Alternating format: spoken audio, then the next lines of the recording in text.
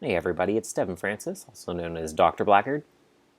Whoa, we're alive. It's been We didn't 87 record at years. all this summer because we were both extremely busy. Devin got a new job and I worked almost every day of the summer. It's like, I know we say all the time that it's been a long time. This might be the single longest gap we've had between recordings before. I'm And not I know sure what if you're that's possible. thinking. We must have listened to a lot of Odyssey in that time. I listened to one. Yes, well, here's the One issue. We episode couldn't this listen morning. to more because this is the episode where we're doing all the predictions for those Yes. episodes. So, So, what are we doing today, Victoria? Speaking of, we're going to talk about the two last OAC the episodes. one last. One last. We Oh, already right, did we no did one. them weird this year. Right. Which is To Teach a Man? Yes. Teach a man. No Just two. Teach a Man. And then the OAC overall review for the year. And our predictions for 71? Yep, and I 2021 OAC. Yeah. So Lots of ground. lots to do. Okay, episode 897, Teach a Man, written by Marshall Younger. What happens in this episode? So in this episode, we have our girl Zoe and my boy Jay, and they are going on a missions trip to, I believe, Honduras. And they are there to teach like kids how to do filming and make their own documentaries and that kind of thing. Mm-hmm. So they're both leading different groups. Zoe's group, she doesn't really teach them a whole lot and kind of gets fixated on like this poster child that was big when like years ago who is really conceited now. And Jay, in his efforts to just be like showing the basics to people and then try and do his own thing, sees that they really take to everything he's saying, and he gets like really excited by helping them, and they all get really passionate about it, and he actually teaches them a lot, and he gets really into it, and he forms like really sweet bonds with all these kids, and it's actually really nice. Mm-hmm. And then he ruins it. and then he ruins it, and then he also is kind of like sweet at the end of the episode with them, where he's just like, I am so proud of all of you. You all did such a good job. And I'm like, oh, Jay, if it weren't for that one bit in the episode. I know. So he basically like didn't know what movie to make. So all the kids in his group were like, why don't you make a movie? And so he made a movie about his love story with Zoe, which he got these children to act out. Mm-hmm. And then Zoe and Whit saw. And then Whit basically said nothing about it, and Zoe was very, very uncomfortable by it. And then Whit was just like, hey, since Jay's group is actually productive and Zoe's group hasn't done basically anything. And also Zoe basically doesn't have a group anymore because Everyone in Zoe's group joined Jay's because they weren't learning anything with her. And now all these kids also are like trying to like push Jay and Zoe together because they think Zoe likes Jay too. Which just like, why don't you all work together in one group and make like a movie together? And the one kid who still stayed in Zoe's group was just like, hey, I have this cousin who has like muscular dystrophy. Why don't we make a movie about him? So they do, and it turns out really good. And Jay is like, I am so proud of all of you. You are all amazing. And then they go back from their trip. And yeah, I really liked it, other than like the movie Jay made for Zoe, and the fact that no one said anything negative about it except for Zoe, and no one really cared that she was upset about it. Yeah. So, and also Jay was just like, oh, maybe we'll get to like sit beside each other on the plane. Maybe I can like hook us up with that. Me, who just watched Red Eye a couple days ago. I'm like, no. So the episode starts a couple months before the trip, and it's at the church, and they're having a meeting about the trip, and Jay shows up, and Zoe's like, what are you doing here? And Jay's like, yeah, I'm coming on the trip because Whit asked me specifically to come along because he knew I'd be good at it, because I am so experienced in Hollywood. And I'm glad that the zombie TV show thing like actually does continue to be like an impacting plot point on stuff involving Jay. Because it was a big thing in terms of his character. I mean, he was gone as a result of it for quite a long time, obviously. So I'm glad that I like that they're actually showing that he did genuinely learn things when he was there, and that he's actually like he's good at teaching people. Is what we learn in this episode. Like I really liked Jay in this episode again, except for that one like bit. Yeah. I really really liked Jay in this. So we cut forward to them being there, and they're like, okay, adults are taking care of this and this. They mentioned Dr. Calhoun and Dr. Graham both being there. Dr. Graham.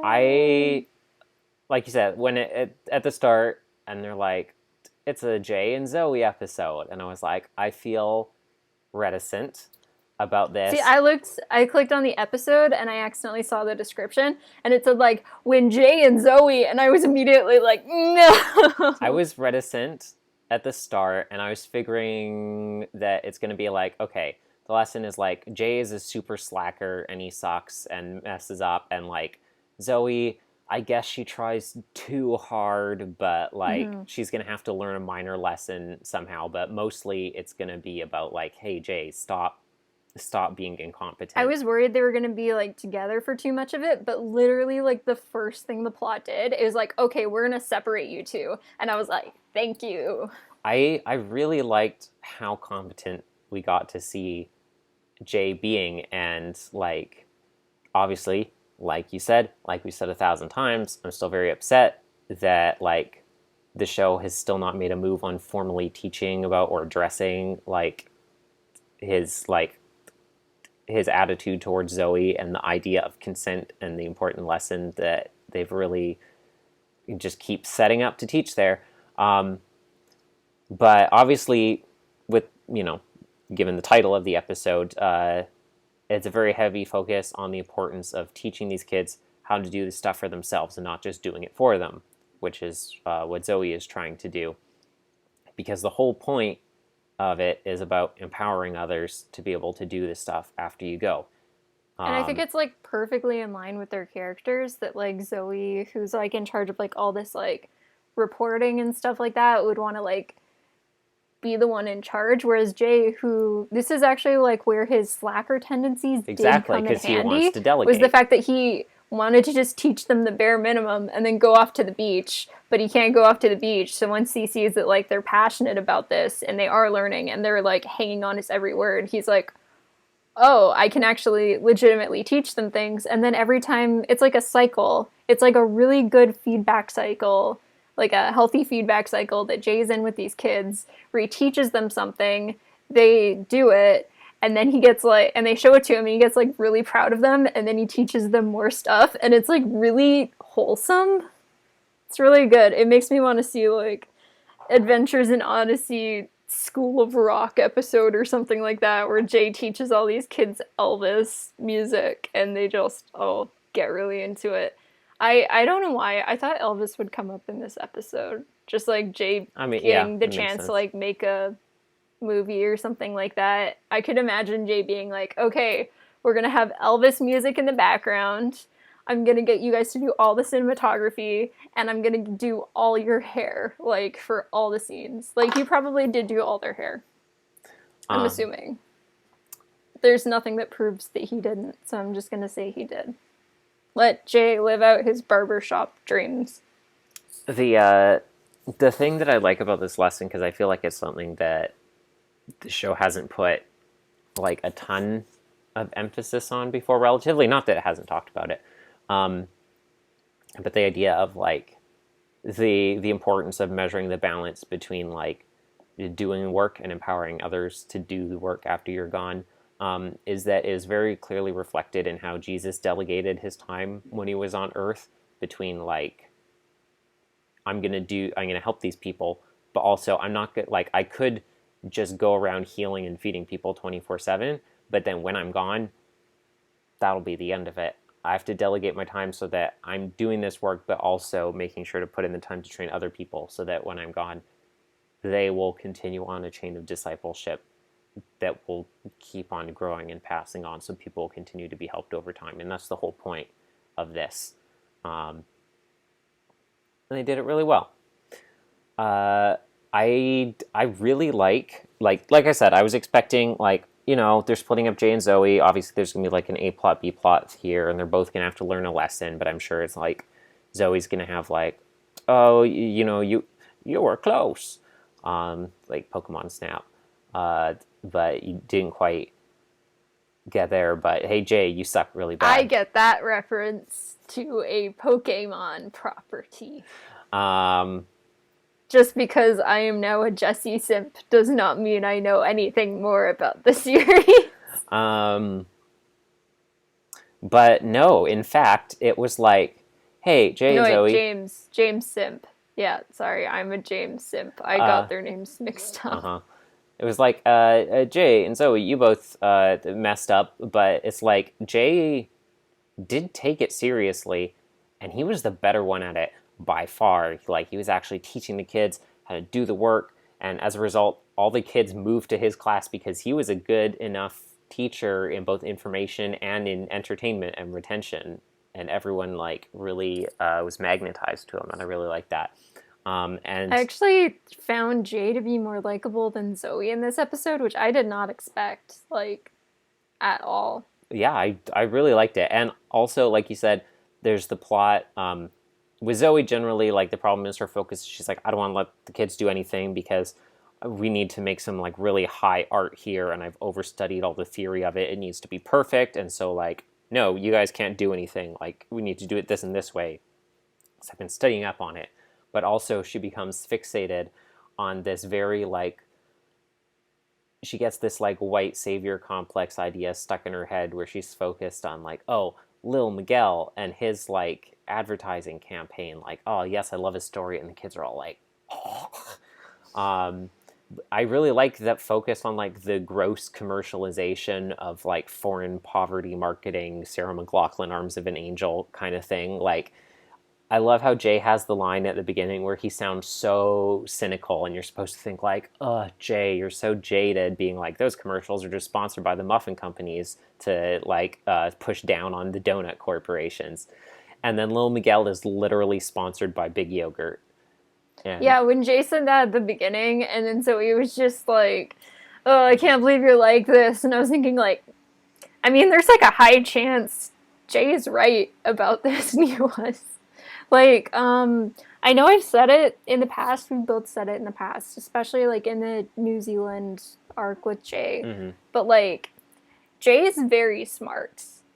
He's, like, a very smart person, and we don't generally get a lot of episodes that, like, show off, like, how intelligent he is, but this was definitely one of them. Like, not only did he, like, know how to teach everyone, like, film theory and that kind of thing, he also knew, like, and remembered all the technical terms, even though it had been, like, so long since he actually, like, was on set in New Zealand and that kind of thing. Technical terms like tripod and rule of thirds.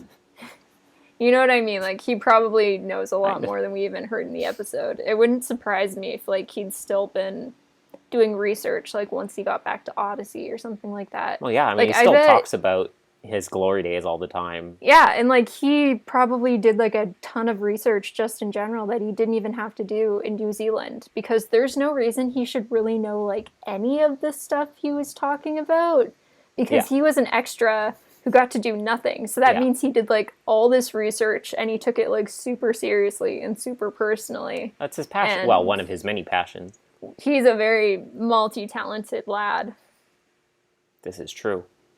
So the video doc here, we hear from an engineer at iTech, which is the group that we're focusing on this month of December 2020. Month of our Lord, December 2020. Which is a group of engineers, and they, like, design tech that helps support various mission groups with their unexpected needs, like if you need to build a UAV that can make emergency airdrop deliveries of small supplies, or a drone that'll scan the topology of the Bush airstrip, or, like Whit said in the beginning, teaching indigenous populations, like, hey, here's how you can do like film editing and learn these technical skills and stuff. Because as they started doing more civil engineering, I guess, or more a lot like technical research based kind of like supporting of these communities, they found that there was this huge desire people had for learning about media production, that they were like, okay, I guess we're going to fill this. And then the crew that makes like the video docs, they just give a lot of like kind of basic video production tips to the kids. It's like, hey, use a tripod and light your subject separate than your green screen, and rule of thirds, and here's how you measure the distance to your lav and whatnot and such. I know I keep on talking about Jay, and I'm going to continue doing that. So another thing I really liked about Jay in this episode is that he's like never negative whenever he sees any of the things the kids have made. Like even when he just sees like their first shot and it has like no cuts or anything like that, and you can kind of tell that it's just like kind of unsteady, shaky cam. The fact that like they filmed something and they showed it to him, even though it was like extremely amateur, he was just like, hey, you guys did a really good job. Do you want me to show you like how to make like some of the things you did like a little bit better, because you're off at like a great start. Yeah. And it was just like, Jane might be legitimately one of the best teachers we've ever gotten in Odyssey, and I don't know what to do with this information. The other thing he does along the same line that just wows me is when one of the girls is like, okay, we're gonna like do a punch in on his face, and she was like, wow, it's so close, you can see all of his pimples. And then Jay takes that moment, doesn't pile onto the kid, but also doesn't stop everything to scold her, but instead takes the energy and tries to redirect it to get it back on track, while making the kid on camera not feel bad about himself, but also like not stop everything to be like, hey, stop it, and make everyone feel like negative about it. Like the way that he redirected that to get back on track without like... What did he say at that part? Was that the part where he was just like, get my good side or something No, like that? She was like, wow, you can see all his pimples. He was like, well, yeah, it's an interesting part of his face, but see, like, here, if we can grab it, like, he, like... Oh, I remember that now, yeah. He, like, you know, took it in a way where he was like, I'm not gonna awkwardly ignore the comment, but, like, pull and redirect the focus off of it without, like, hurting anyone, and keeping things upbeat without breaking, like, in the moment, which is an incredibly difficult, like, social skill. Jay really bringing out his inner Giselle from Enchanted and being like, all of you are beautiful and I'm going to teach you and we're all going to be amazing together. Jay really letting out his inner Mr. Whittaker from the future in this episode. Very, very good vibes. Yeah.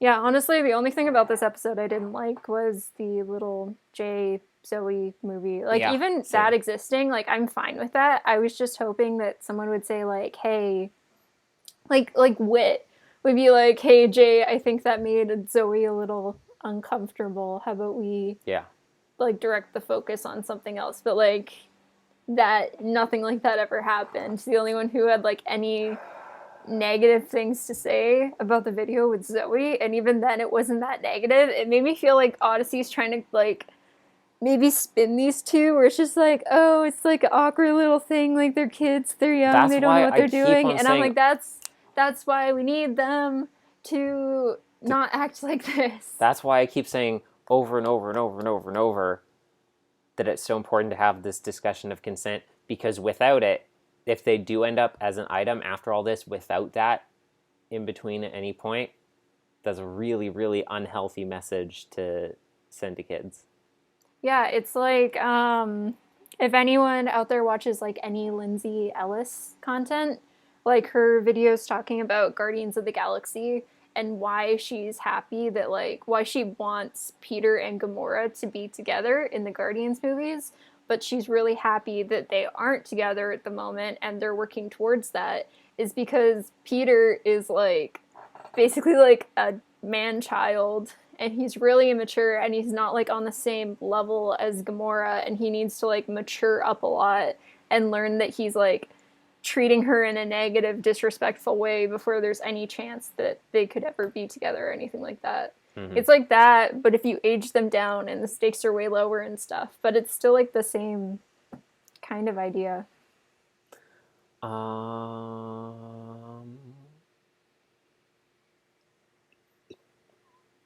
I also like to go back into all the ways that Zoe messed up in this episode.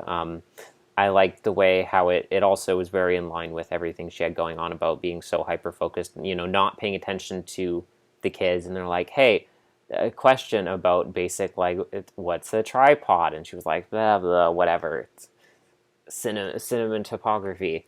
How the kid is like, I have a cousin who's suffering from muscular dystrophy, but I think he would make a good story. And Zoe's like, well, that sounds depressing. Is he getting better? Like, I mean, no. And she was like, no. Pass. I was just like, girl, let me tell you about a little story called Amazing Grace. It is well. Time to go film a yogurt commercial. When she said that, I was thinking, like, girl, you need to listen to some past Odyssey episodes. You need to meet Agnes Riley. I love how over the top obnoxious they hit the Lil Miguel thing, where she was like, he's like, my brother took my boat exactly, for yeah. the day. Where she's like, oh, it's so inspiring how you helped your siblings and stuff when you didn't have any food. Would I be able to talk to them maybe? He's like, I'm not on speaking terms with my brother because he took my boat to Nicaragua without asking. So I was just like, did he really just say that? I like how they didn't really comment on that line, and they just kind of were like, okay, we're just gonna ignore that, and they just moved on. It's one of those things where it's like, so many other series, someone would be like, I'm sorry, did you just say a boat or something like that? So it was just like, I'm not even gonna touch that. Yeah, apart from the one thing, like we said, it was a good episode. I really like the characters. I like that we got to see Jay in his element being really competent. And I enjoyed his relationship with the characters. I thought it was a good lesson, and it touched on like a good theme. Like not just the main theme of like, we have to teach and empower others to do stuff and not just do things for them, but, create self-sustainability. But also the other stuff like being wary of what we see in the media in terms of like I said, that like foreign poverty commercialization kind of thing and stuff like that with Lil Miguel. It was a good episode. I can give it 4.5 out of 5. That is also what I'm going to give it. Yeah, I'm just taking out the 0.5 for the Same. Zoe J stuff. Everything else I think was really good. I'm trying to think of anything you haven't said. I agree with everything you said. I guess in terms of being the resident J super fan, I will say, I don't know if I think we're back like where we were with his character in terms of like constant, consistent development like we were when he was a couple albums in after being introduced. Mm-hmm. But I do think that as of late, we've had more good episodes with him than bad. Like all of his like appearances lately have been really good from what I recall of it being so long since I listened. But yeah, Jay's very consistent at the moment. Overall, everything with him is like pretty positive. I'm definitely enjoying his character a lot at the moment. I usually am, but sometimes I feel like there's always like at least one thing each episode with Jay that just kind of irks me a little bit. But overall, things are good. Things are good with my character relationship with Jay Snouse. Glad to hear it. Yeah. Okay, let's talk about our review for the Adventures in Odyssey Club 2020 season. So, 2020 AIOC review. I'm gonna have to pull up the episodes on my phone. Yeah, so from the top, first episode we had was Unsinkable, parts 1 and 2. I don't remember. I don't remember like all the details. I didn't have enough time to really re-listen to any of these because I've been so busy with class. But I definitely remember really liking Unsinkable and the characters in it. It was such a cool and a very unexpected way because we're like, it's a Titanic episode. Extremely cool way to explain the origin of the Fillmore while also telling a historical story in a really dramatic fashion. And like there was a lot of stuff in that episode that we didn't know, or at least isn't talked about very much when it comes to the Titanic. And I remember that we were both very happy about how quickly the Titanic sunk in the overall scope. Clip that right there. Yeah, in the overall scope of we love how fast the Titanic because sunk. We were worried that it was going to be like the Titanic didn't sink until the end of the second episode, but it started sinking at the end of the first episode, and then the entire second episode was like aftermath stuff. So they didn't like drag it out. They also immediately started talking about in the first episode how the Titanic sunk. So it wasn't trying to like make it a plot twist or something like that, which we also were a little concerned might possibly happen. Yeah, I'd like to say, I feel like for sense. both of us that was a pretty minor concern because we both felt it was pretty unlikely they were going to act like people didn't know what the Titanic was. Yeah, I think it was like a worst case scenario thing. Exactly, that was like the worst, at most generous 5% chance. Mm-hmm. So, yeah, we got a great story, but we also learned so much about the history of Odyssey in the process. I still think it's funny that, like, the fact that Jason comes to Wit's End with Nina's letter at the exact same time that Wit and Emily happen to discover those numbers written on the little wall, or on the wall of that room, feels a little bit contrived because there's no necessary connection between those events, but I'll let it slide.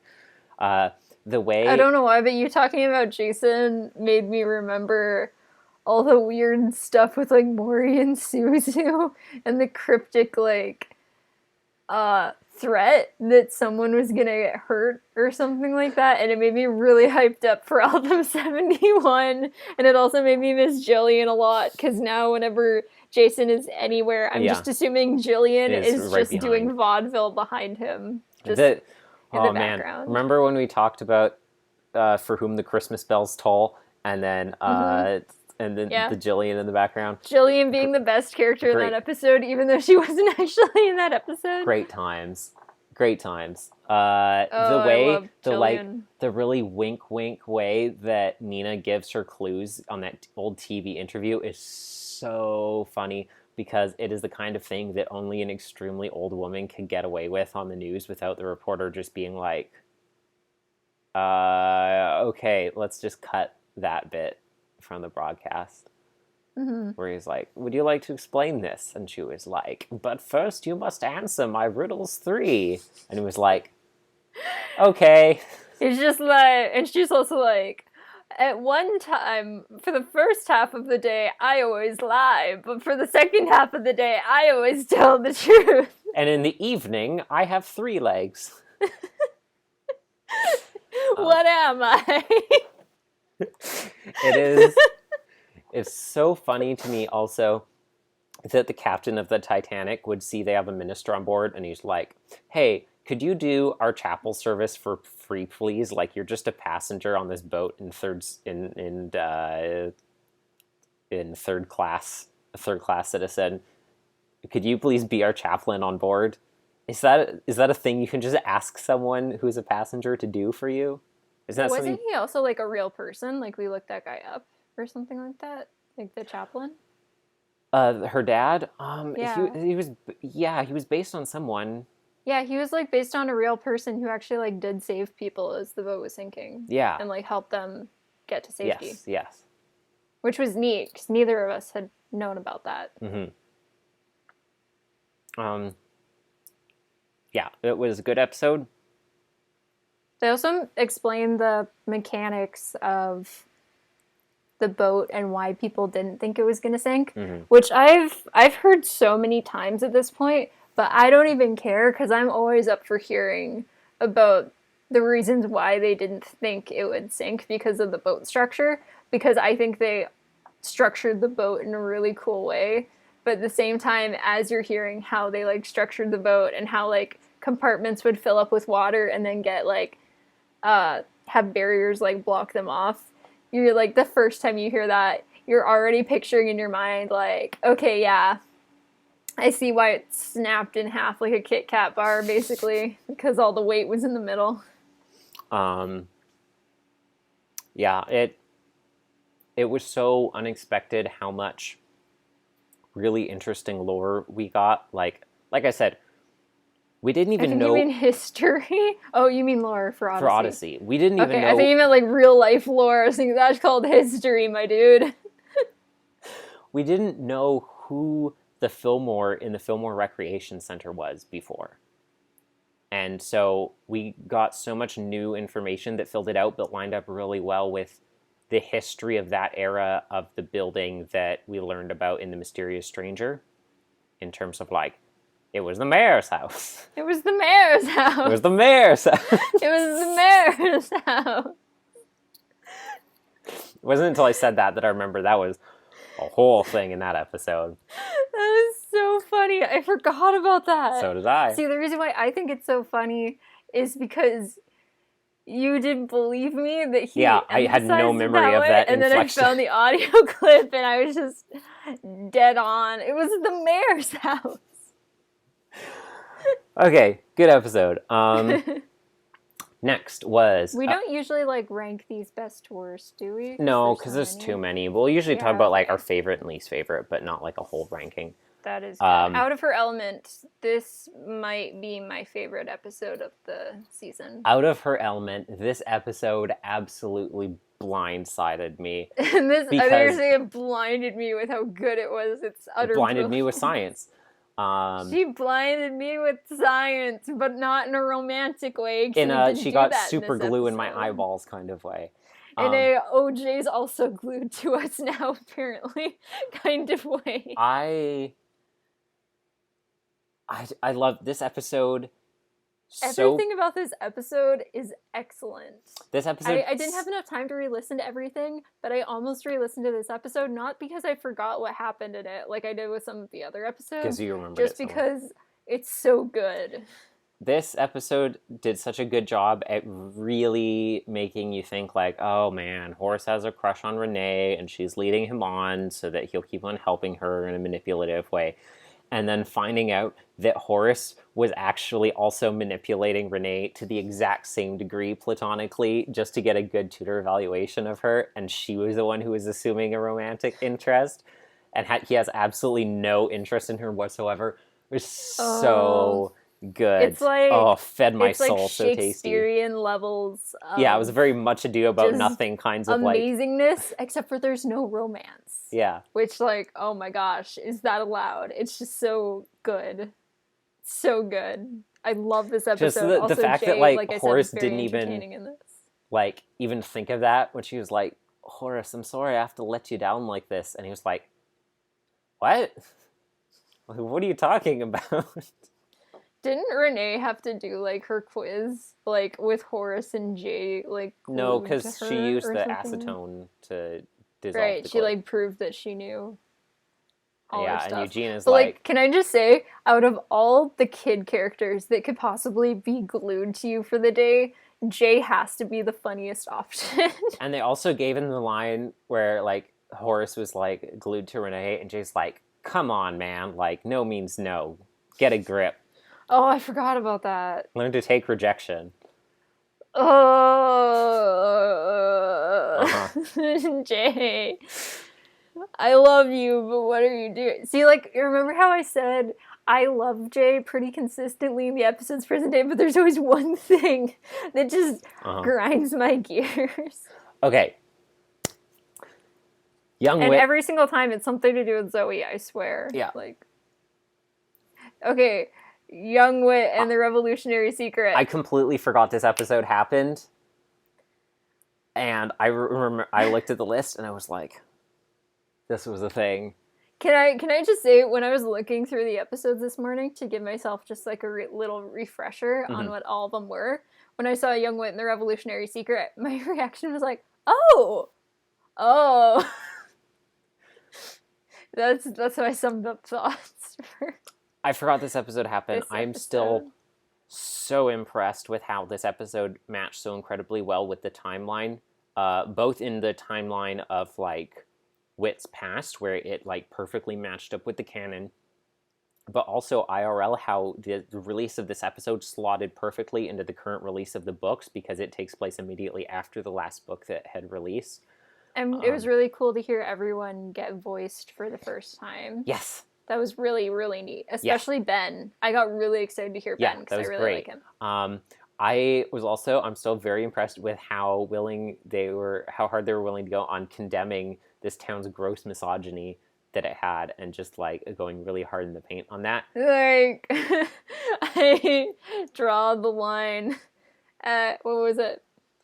I draw the line at economical. I can excuse misogyny, but I draw the line at like causing mild economic inconvenience to this town. Yeah, exactly. I can draw the line at misogyny and like inaccurately representing history for hundreds of years, but I draw the line at economic collapse. At canceling this one festival for this year. Yeah. And also, like, along with the erasing history, like, consistently lying to every single person. Yeah, like I said, it was literally... And, like kind of gaslighting them a little literally bit. Like the episode of... Well, no, because that would imply the town people were like, wait, wasn't he a girl? Okay, no, yeah, never mind. It would be, like, boss things. It's just a cover-up. But the fact that hearing this, and all I could think of originally was the Gravity Falls episode, where they, like... Oh, like with erased the Quentin... blind eye... No, the president, like the Quentin Trimbley. Yeah, where they're like... Love him. Because it was the same thing where it's like, this happened in the past, but then we did a cover-up, and like every mayor of the town knows what happened, but it's like... And now Pacifica's family, the Northwest, it's this, the exactly, and family. it's the secret document that every mayor passes on, that we have to lie to them about this historical figure. If anyone who watches this podcast liked Gravity Falls and wanted more development for Pacifica, like I did, go watch The Owl House. There's a character who's a lot like Pacifica. She's there. She's in the Owl House. The best character in the show, and she just has so much development. She's amazing and the best. Everyone go watch The Owl House. I need to make you watch The Owl House. I love very good. How overt, like I said, they were about like, oh, things are very racist and misogynist here, because Wit is like, but like women's rights, and the mayor was like, look, son, I get it.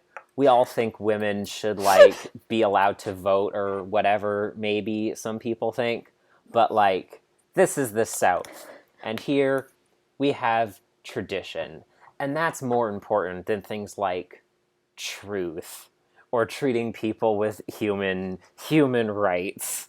I was like, wow. And then Emmy comes up to Wit, like, they and she's really like, said what that. is wrong with you, you monster? And Wit's like, I'm trying to, like, give women more rights. And she's like, why don't you ask the women in your life what they want first? I just love how the mayor's like, look, you're not from here, so you're not gonna get it, but, like, we hate women is the thing. You wouldn't get it. The end. It feels so, like, Elise Willemsy. Like, it feels like a bit Elise and James would do in Funhouse as a joke, but it's, like, makes fun of his wife's ponytail. It's so... Oh my gosh. Honestly, there is... It's when you listen to something and you're like, where are they going with this? And then you think they're gonna like like go back a little bit, like backtrack, but they just like quadruple down on. This is all summed in this episode in the line, which I think there's no single line which is more iconically peak young wit than some people thought I was a hero. Some people thought I was a liar. The document showed I wasn't lying though, so I didn't care about them. It's like king behavior. It's the most young wit thing. I love young wit. He's just, oh my gosh, he does not give a crap what anyone else thinks. He just does his own thing. It's so funny. He was like, everyone's taking different sides, but like, I mean, the documents show that I'm right, so like, who cares? He's like, I am right, and that is all that matters. Because sometimes I'm wrong, and I don't care for that at all. The tie-in for this episode with the canon is so good, not just in terms of like where it fits in the timeline, but the references to the stuff in the books and how it like finally closed threads from the first story, where it's like, oh, Wit finally needs to like pay off his public service after he broke into town records.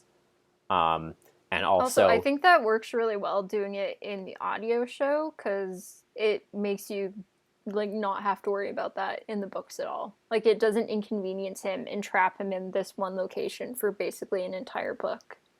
But then also where he was like, oh, I get to take the role away from Wilson, and I was like, this on its own would already be like, oh, this makes sense. But then, and Emmy did later mention it, but the added context of like, oh, we know this is happening like just weeks, literal barely weeks after Wit was playing Scrooge, and then Wilson took it back from him after Wit got like suspended.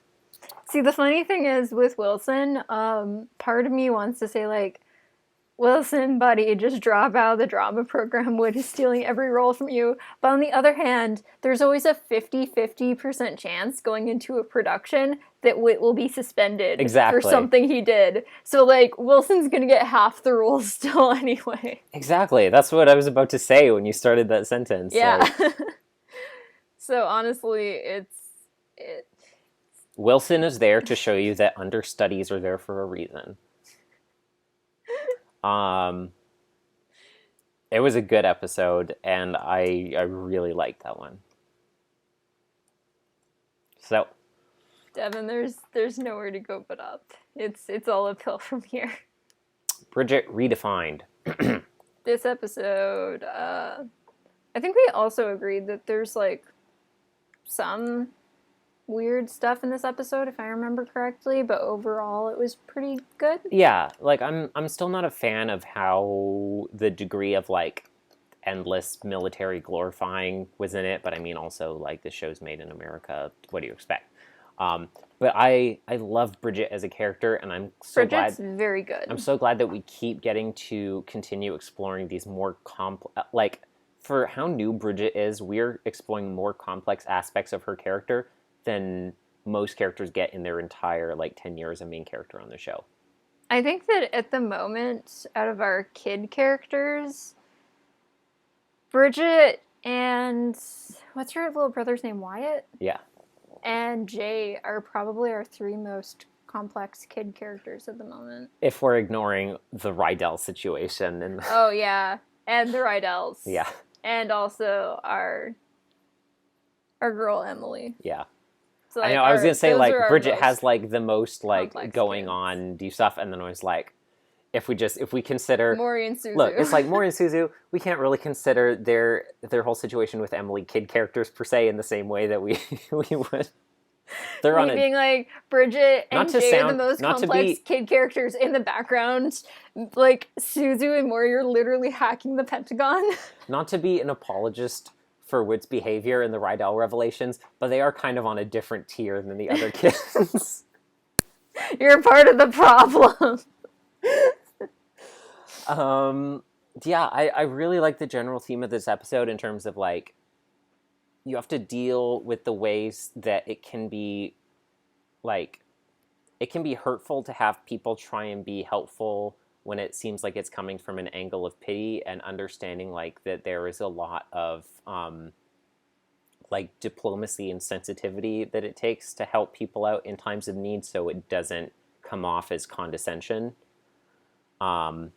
And I thought that episode explored that really well, and the different ways of, like, you know, the rest of their family is like, thank you, this is a hard time and we appreciate that you care for us. But Bridget showing the very valid reaction. I brought you some gifts. Sorry? Here's gold. What? Thank you. And myrrh. And frankincense. Thank you. And myrrh. Thank you. Murder. Judas, no. It's very good to show, like I said, we touched on before in that basketball episode that was in the Philippines, but how easily well-intentioned desires to help someone can come off as condescension, or as like, oh, you can't look after yourself. I'm going to keep on bringing this up constantly and making you think about it while making you feel like, you know, we have to treat you with kid gloves and walk on eggshells around you. Also, I guess, touched on in the episode, eggshells. I also like the way it grew the relationship between Zoe and Bridget, by which I mean made it happen and it be extant in the world. I don't really have much to say on Bridget. Redefine that hasn't been said. Bridget is a very cool character. I'm excited to see more of her because she's always really well written every time she appears. Cars, Trains, and Motorcycles. I'm still a little bit disappointed by this episode. Stoned wit, that's all I have to say on this one. So good. I just expected more from this episode. I'm still kind of like of that opinion. There are some really sweet moments with them getting to Penny in time, like looking in through the window. The biker guy is Bruce, by far the best part in this episode. He is excellent. Stoned wit and Bruce, best parts of this episode. There's a couple funny bits with like Eugene and Connie, but I don't know. Eugene felt kind of just like off in this episode, like in terms of how he was acting. I guess it could be like excused away by he's like more preoccupied on his relationship with like his family members at the moment. But Connie is his family, and he should have known better than to like shove off like creep students with her. Yeah, it still seems strange weird to me. Eugene feels a little OC in this episode. Yeah, Bruce is what brought this episode home, along with Wit being really, really high in public. Like Bruce showing up at the end and being like, tattooed on your arm. You're like, that's a picture of my girlfriend. That's the third seal being broken, right? In Revelations chapter 14.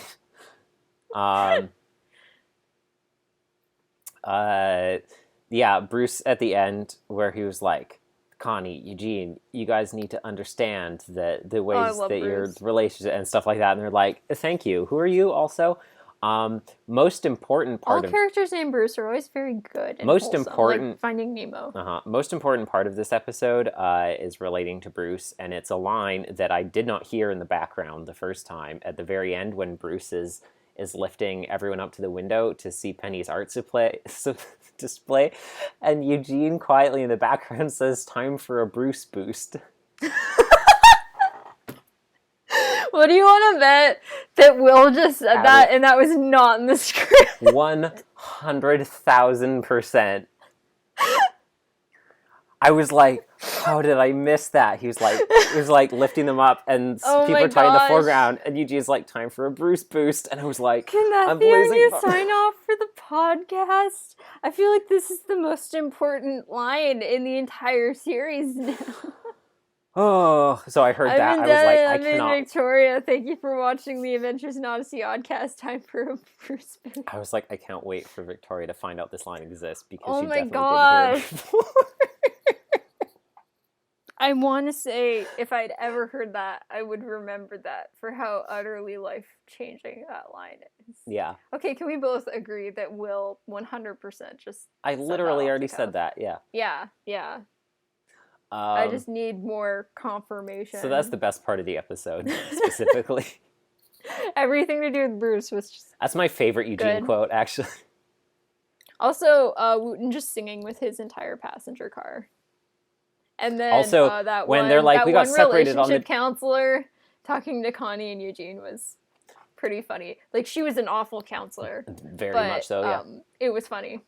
Unless she was, like, one of those, like, the situation where it's like, oh, I try and destroy the thing that I fixed so that I can drum up more business kind of thing, where she was like, Dude, what if she was just lying about being a relationship counselor and she just likes to go into places and try and ruin people's and cause problems on purpose?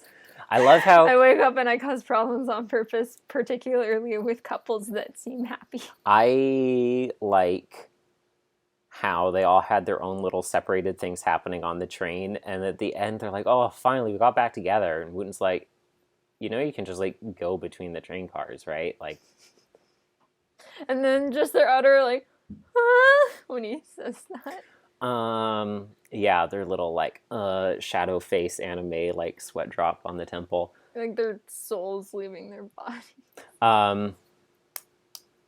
Millstones. This episode was weird. Had Pamela back, but also Dr. Lieberness. Yeah, I liked the Pamela Connie stuff. It was a very weird mix of callbacks. Good. Dr. Lieberness was there too. Yes.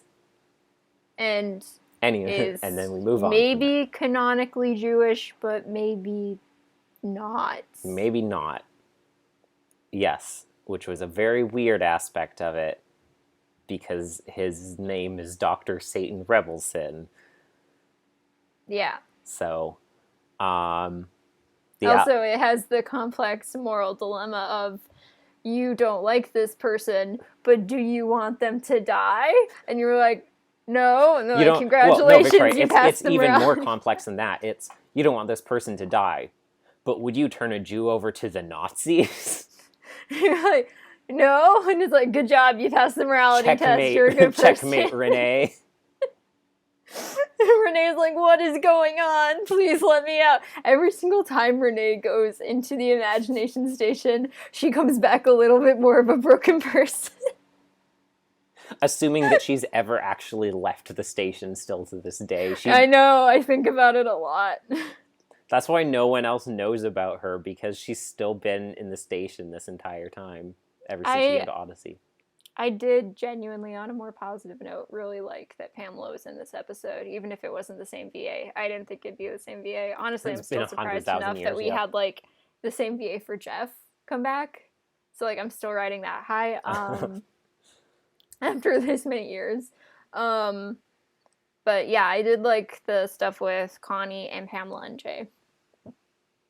The thing that I liked the most about this episode is that they were like, hey, Connie, you're wrong about this. And she actually, like, fought back on it and told them off and wrestled with it and all. Like, I was glad that we got to see a more mature character actually, like, go through this difficult struggle with it, instead of just being like, okay. And even, like, at the end of the episode, Connie's just like, I'm still not sure I agree, but I'm gonna work on it. Yeah. And then the episode ends. And I was like, that was very good. I liked that. Connie is a very stubborn character, so, like, it makes sense that she wouldn't just turn around that easily. Yeah, I love it when it's not just like, hey, you did this thing wrong, do it right, and they're like, okay, and they're like, hey, this is wrong, do it like this, and they're like, okay, because, you know, that's how people are in real life when you try and teach them lessons. It's almost like white and gray and black morality is a thing. Morality.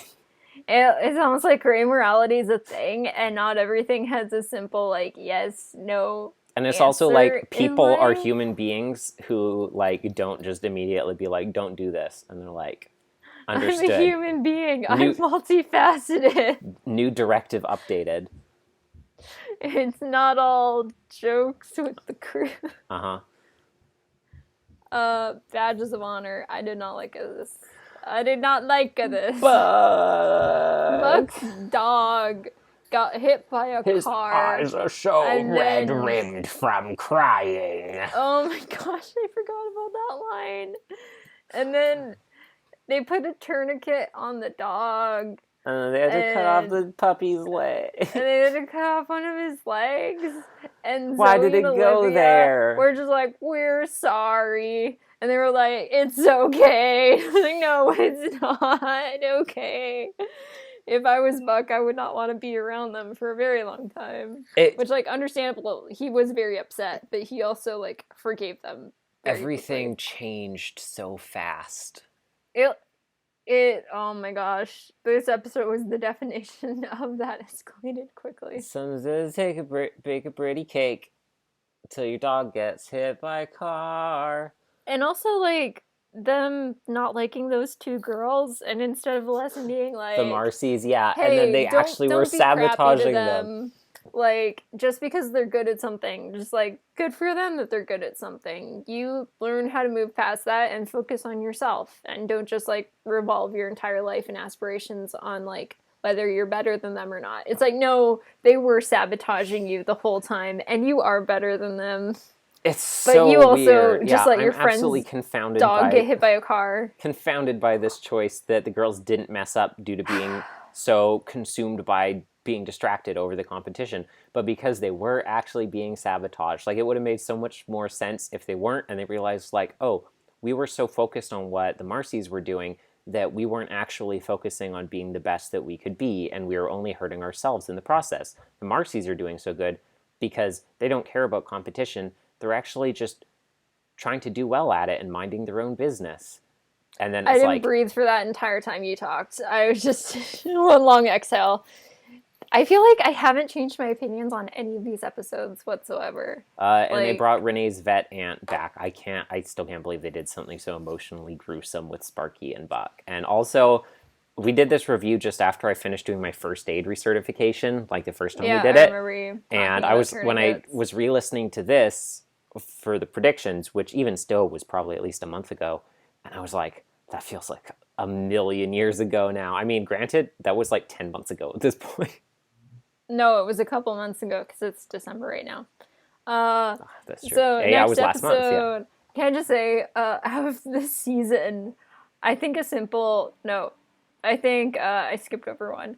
Badges of Honor is maybe my least favorite episode of the season. Are you sure? Actually, a simple reminder was also trash. Let's move on to that one. What a great transition. Thank you, Devin. Let's talk about a simple reminder. Speaking of least favorite episodes, this sure is an episode. This Zoom episode. This is an extremely episode still. this episode sure can episode. Man, they were kidding. I can't say I'm fond of it. I didn't like this episode. I'm glad that there was some kind of indirect COVID acknowledgement, like in terms of future-proofing kind of the history of the show and when it came out. I think it's good to acknowledge that. I'm glad that in the future we can look back on in a direct and indirect way. Like, in terms of Wilson mentioning there's a bug going around and needing to quarantine, but also like the constant tech issues and trying to work remotely. I mean, they kind of overdid the joke about losing connection, but there you go. I didn't have to do class remotely, so maybe it wasn't overdone. Maybe life just really is that bad. It felt very relatable in certain aspects.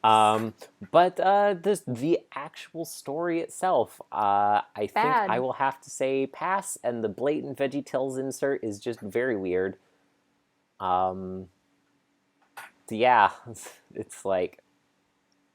Can we move on to talking about the next episode? Martyr and the Rooster is what's up next. I feel like out of all the episodes, this was the one I was closest to listening to again because I did not understand it super great. I did not realize until the second time around, because you don't find out till later, but when we're hearing the flashbacks, Cho is actually voiced by Gregory Jabara. Who's that again? So Wilson is actually playing Cho in the back. I mean, he is putting on an accent to play Cho in the flashback, but that is actually him talking. Oh, okay. Yeah, I never noticed that the first time. Yeah. I mean, you wouldn't... It's different enough that I don't think you would notice it was him unless you were, like, specifically listening for it. Mm-hmm. But, yeah, my favorite thing about this episode is still, like, this martyrdom where it's not like, oh, my best friend is in trouble and I have to die to protect them. Like, no greater love hath no man than this, to lay down his life for his friend. But he was like, I am choosing to die for people who don't like me, and they are guilty. and they've been so unkind to me, and I'm still going to do it anyways. And I thought that was really cool. And I forgot that Wilson was the dude. And we got to hear Wilson talk about Providence and like going back to Providence at that time. Yeah, this episode was, I don't know, yeah, I think I need to just go back to it again. It's good, but it takes a little bit to figure out what's happening. Like, it doesn't make complete sense until the end. Yeah. So, yeah, listening to it again would definitely do you a service. Well, especially because you have the expectations on what's going to happen based on what the setup theme is. With Cooper, and as he points out at the end, he's like, wait, what does that have to do with me? Because I was like, I denied I was a Christian, and this guy, like, you know, what happened to Mr. Tuza, it like, that's not related to me. And he was like, this has nothing to do with him. This story's about me. And then we have the Forever Gift, which was sweet. This episode was so sweet, and Penny was just off the rails for so much of it. But yeah, this episode was really good. This episode made me like Penny's parents a lot more. Yeah, I really liked how... Especially her dad. I really liked how we got to have a more like adult and farther in the future kind of perspective on nostalgia and the disillusionment of childhood and stuff like that without having to like shoehorn a kid's POV plot in there. And they actually made Frank like a real romantic, and the Waterworld ticket thing was really cute. It was, oh my gosh. Devin, in this episode, you ever hear things and you're just like, oh my gosh, love is real? That was me listening to this episode. Love is real and was invented by Kathy Werga Buchanan. Love is real. Oh, Kathy. Okay, Teacher Man. We talked about it. This one. Yeah. It was good. We didn't like that one bit with Jay and Zoe's. But otherwise, Jay was really good, and he was competent, and it was a good lesson, and Jay was good with kids, and we liked it. Yeah. Okay. Least favorite episode, Simple Reminder. Yeah. My least favorite, Simple Reminder, Badges of Honor. Cars, Trains, and Motorcycles, where I'm just like, I'm not upset. I'm not mad. I'm just disappointed.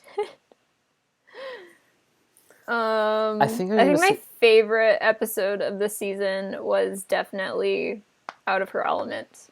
I'm going to say Young Wit, but... Really? Yeah. Okay. I just talked about how much I liked it.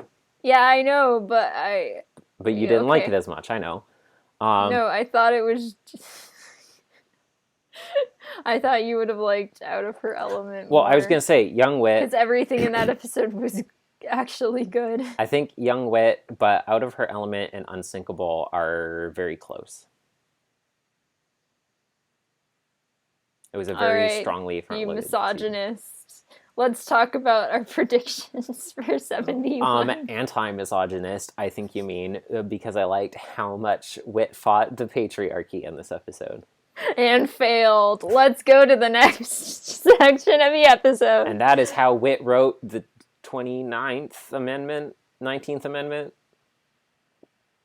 It's one of those two, I think. It has a 9 in it, the one that let women vote. That let white women vote in the United States. Sorry, what did you say? Predictions. Wait, what's the overall rating for this year?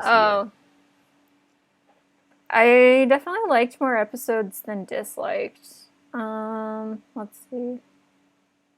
I'll give it a 4.1. It had some real strong ones in there, but there were a couple, like, I'm gonna give it a... negatives. I think like a 4 or like a really high 3.9 or something like that. Like, this album has like 2 episodes I just really don't like, a bunch of episodes I think are okay, and then about like 5 which I think are excellent. So Yeah, I had like a weird summer, but the beginning of it was really good. So 4.1. yeah, the beginning of it was really strong, and the ending was really strong, and the middle was just kind of like okay. Okay, time to talk about next year, the far-off future of 2021. In a couple weeks. Actually, this episode was originally supposed to come out January 11th, 2021, so... Well, we're ahead of the curve then. Let's go. So, 2021 AIOC predictions. Send me the list. Send me the list. I'm going to read it to you like normal. No, so I want to see then how you get the to you get to look. hear it. No. Everything is set in stone except we know all of the names of the episodes, but the order of the last 4 is up in the air. Obviously, the first of the last 4. The episodes are out already, aren't they? Yes. Well, not all of them because it's September. Oh, I thought they were all out.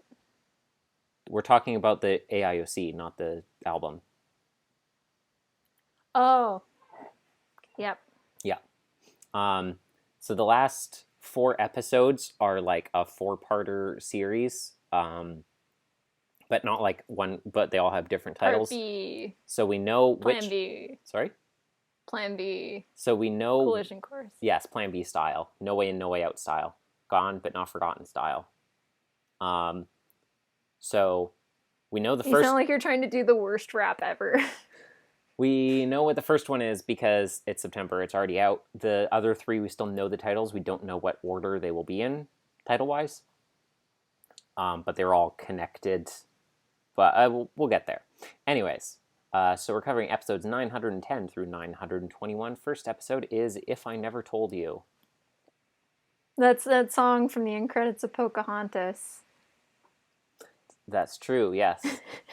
It's just going to be that song for 22 minutes.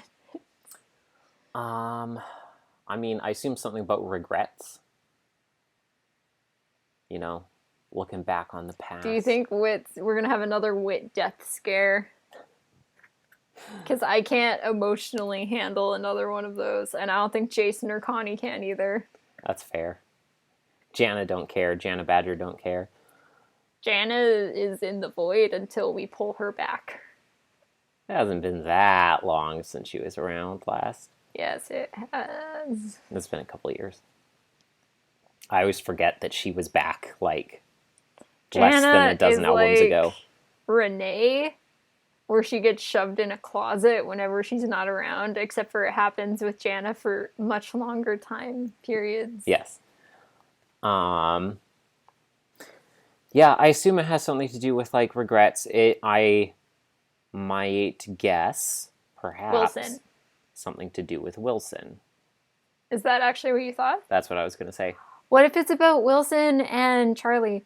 Well, yeah, And I Whit. mean, I don't know who else it would be about with Wilson. Well, fine. Let my good theorizing with go to Emily. waste. Emily and Wilson. Oh, Emily! No, wait, no! I meant Emmy Capello, Oh, not Emily Jones. no, I also meant Okay. Emmy. Emmy is short for Emily, isn't it? Yeah. Yeah. No, but like Emmy and Wilson, how they were almost no, Uh-huh. none of that. Well, we don't know if they were almost a thing specifically. We know that Wilson liked her. We don't know if they were mutually No. almost a thing. No, I'm agreeing with you. But it's like I know Wilson took Jack's place, but also that he likes Emmy too. Get out of here with that. 9/11 is Kofkino, a hare, a hedgehog, and a doof. Doofenshmirtz? Yeah, so a hare. We have a hare, we have a hedgehog, which obviously means After hours. we have a platypus. Kofkino the Phineas and platypus. Ferb crossover. Now they've crossed over with so many shows. What, Phineas and Ferb? They've also crossed over with like Milo show. Uh-huh. What's it Yes, called? I know What's it that. called? Milo Murphy. Yeah, Milo Murphy. Because it's like the same Yeah. Universe. people. But I think they've also crossed over with other shows too that I can't think of at the moment. Space Jam 2. Space Jam 2. My favorite Warner Brothers property, Phineas and Ferb. Yeah. You just know if it was owned by Warner Brothers, they would have shown up in Space Jam 2. Well, They would have absolutely they been would have. I mean, who didn't? What Warner Media Doofenshmirtz product and did? Perry would have been in Rick and Morty's spaceship with them I'm surprised. launching I'm surprised basketball. David from Camp didn't show up in Space Jam. Is Camp canceled? That's a great question. Thank you. It's not. It is not canceled. It's just not currently in production, I believe, is what Jordan has said. So it. All right. So basically, they're not, indefinitely on hiatus. Exactly. They're not currently working on a new season, but it has not been canceled. Like, if there is, like, it could still be ordered for a new season. It's not in, like, active rolling production, though. That makes me so sad. I know. It also makes me sad. They need to do more. I was listening. I was starting to catch up on, like, Good Morning from Hell, and they mentioned Camp like at the end of an episode, and I was like, I'm sorry, we're talking about. Was that the Babadour episode? The what episode? Was that the Babadour episode, or the one with Kayla as a relationship counselor, or Kai? It was Kai as a relationship. I'm not counselor. that far yet. Oh, you need to watch Camp Betrayal. I was like probably about half a year. More okay. Behind. You need to watch Camp Betrayal. Anyways. I've just been catching up as I like walk to school and stuff. So, Kafkino, another like folk tale episode that we're gonna hear through Kids Radio or whatever. That sounds it's like Irish or Gaelic or something like that. It's we've done. What do you want to bet Renee's going to be in that episode? Yeah, probably as a voice. We'll have Amy Pemberton up in there. It'll be just like when we did Rumpelstiltskin. Oh, I thought you were going to say the guy, that weird episode title. What was it? I don't remember. The really, really weird episode title. What was it? I literally can't even remember any part of it except that it was weird. I'm going to find the name. Okay. So, yeah. I want another Drake the Cosmic Copper. Yeah, it's been a hot minute. Yeah, so this is definitely some kind of, like, Eastern European folk. The Legend of Sperry McGurk. Oh, that's not what I was thinking of at all. Oh, that's what I was thinking of. It's still, like, the most VeggieTales name ever, in my opinion. Maybe I was thinking of Icky and Cat and Balti and Bones from last year. You might have been. I feel like there was something else too. Something that was just like one or two words that was like really weird. I don't know. Anyways, yeah, the AIOC has done a lot of like, hey, we're gonna tell these different types of like, fairy tales and folk stories and stuff like that. It seems we need to unload those on a periodic basis, so I assume that is what this is going to be. Hare, a hedgehog, and a doof. Can you please send me, like, how these are...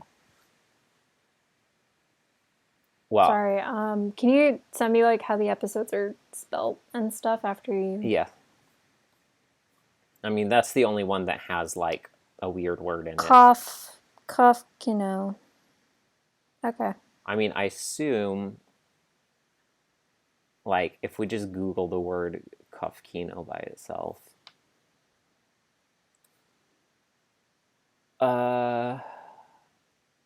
Sure, it's a German word. Head cinema. So it's like a daydream? Oh, that sounds kind of cool. It is what happens when you use your imagination to think of something in a... Where's the rest of this answer? Continue reading. what head cinema or kofkino is supposed to mean is to see something like a passing movie in the mind. Like, for example, someone talks about something and the other person says, oh, like you're envisioning it, head cinema. Like the Like speech of the other... your imagination? Well, like someone says something and you can picture it in your mind while they're explaining it. That's Like called they're imagery. they're visualizing it. Or head cinema, like that speech of the other person made the person see things about it, like the movie's mind. In imagination, usually it's stories like that are subliminally gross. Okay, so it usually has a negative connotation, like TMI, like you're giving someone like empathetic, like bad stuff. Kofkino happens when you... So it's like something being described that's a squick. Yeah. Okay, I'm seeing here too on Google Urban Dictionary. Kofkino happens when you involuntarily use your imagination to think of troubling or disgusting things in graphic detail. So this might be an original story then in that case that just has to do with that topic. Yeah, I mean, it's not coming up as the name of like a German fairy tale, but is a German word, so...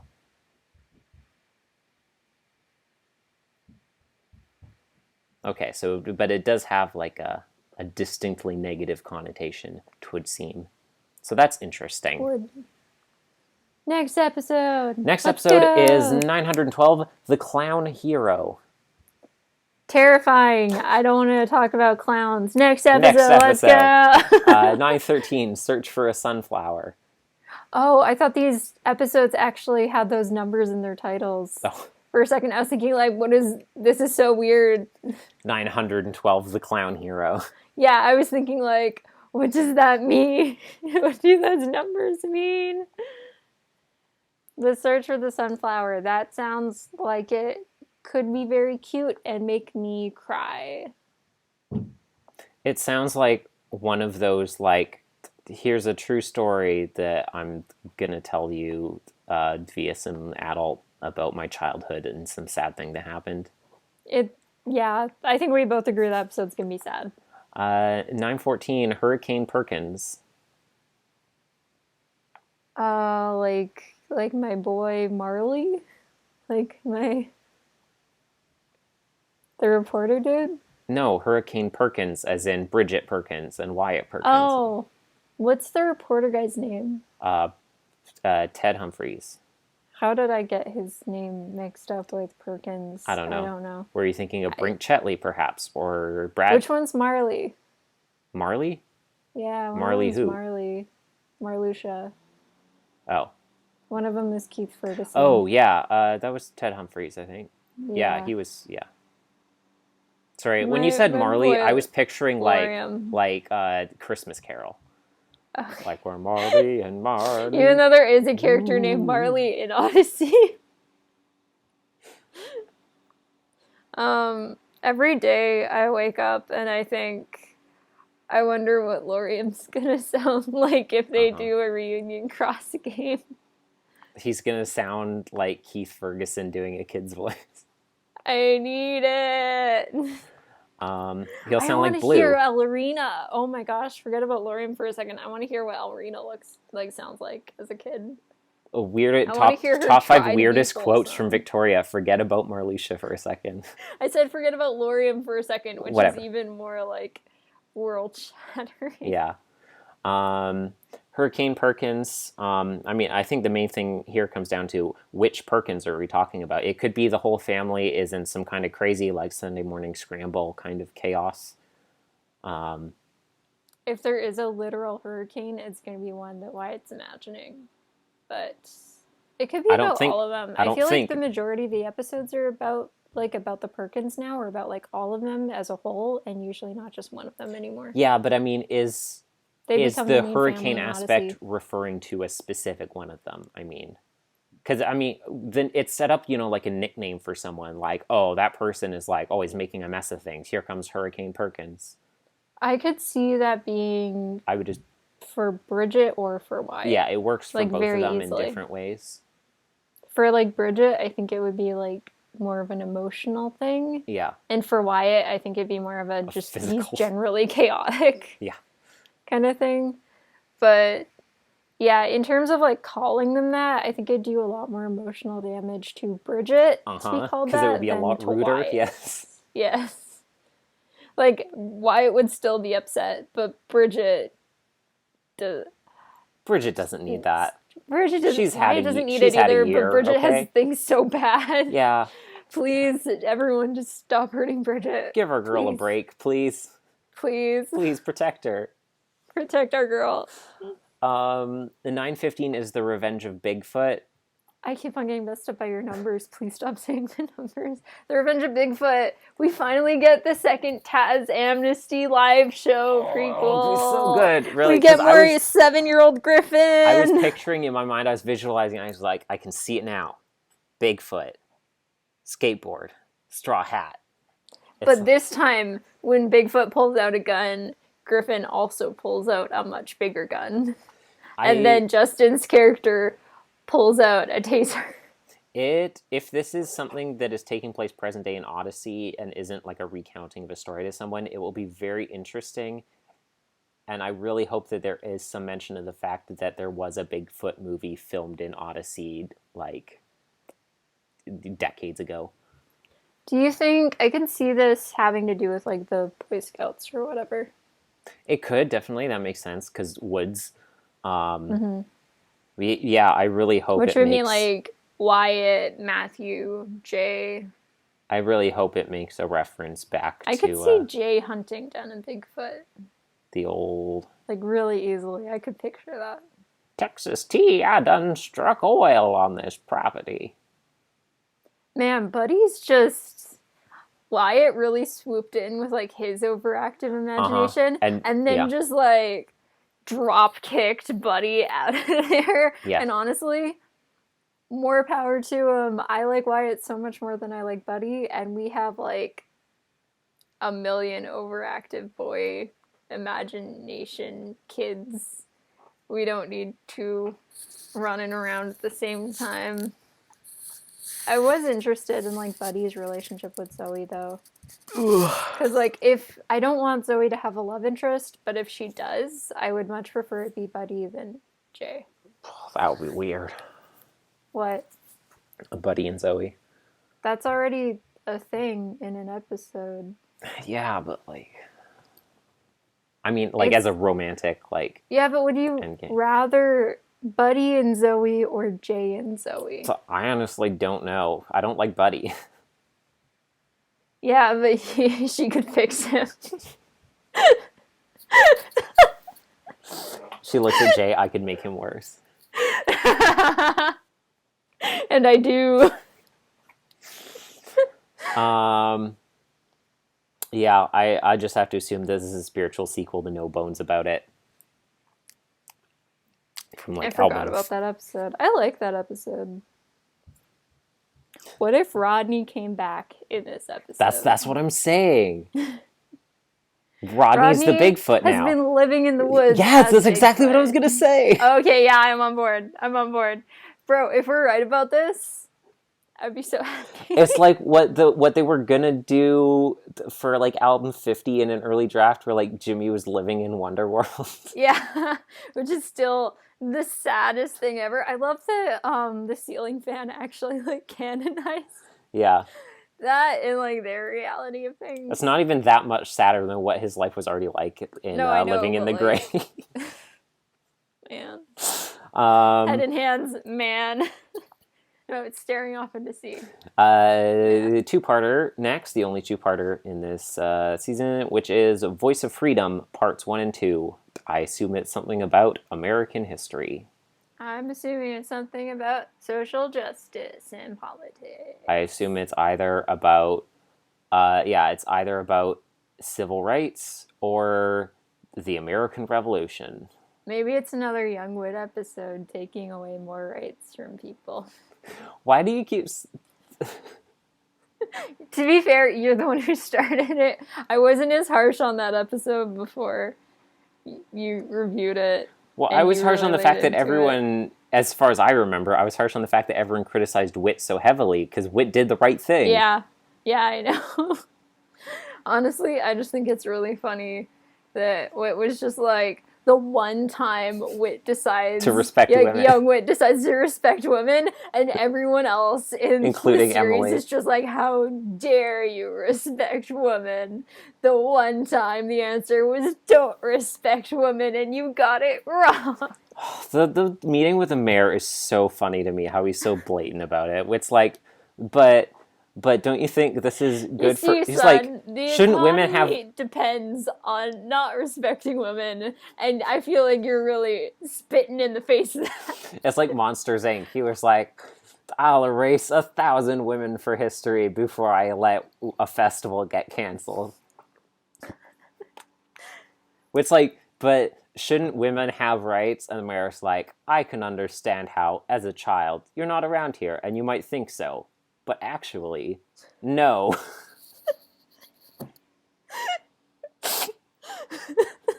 It's like I said, it's just one of those things where you're listening to it and you're like, what is happening? He's like, you'll understand when you're older.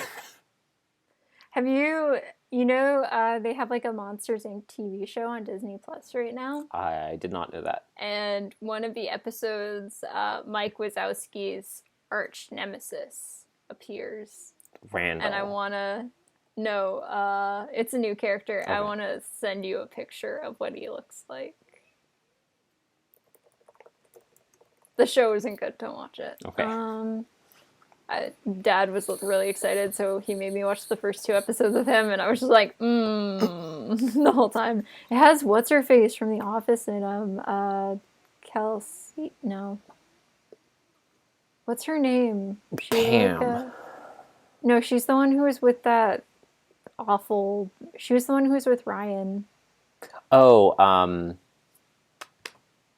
You know who I mean. yeah, I know who you mean. Yeah, she plays one of the main characters. What's her face from the TV show, and she does the writing and the comedy. Yeah. Yeah.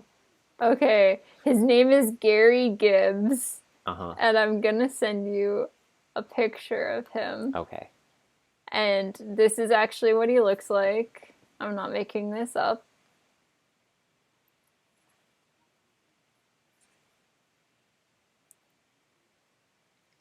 Hasn't come through yet.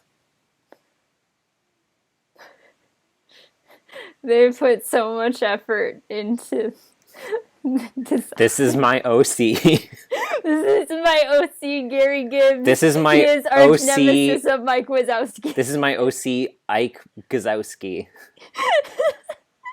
I also like the no sweat sign behind his head. Oh, so many people were like legitimately really upset about this, and they're like, why did you just recolor him? They're like, I'm a diehard Monsters Inc. fan. How dare you just recolor Mike Wazowski? So, Voice of Freedom, we talked about. So now we get to the last 4 episodes. Like I said, they're clearly all related. I'll just read the titles first. Okay, so the first one is called The Snow Must Go On. Oh, wow, that's probably a December one. And no, that's the first. That is the one we know is first. It's first this month. The first one is like The Snow Must Go On. The other 3 in orders unknown are Make Snow Mistake, Sew On, and Snow Forth. But Sew On is spelled S-E-W, like sewing.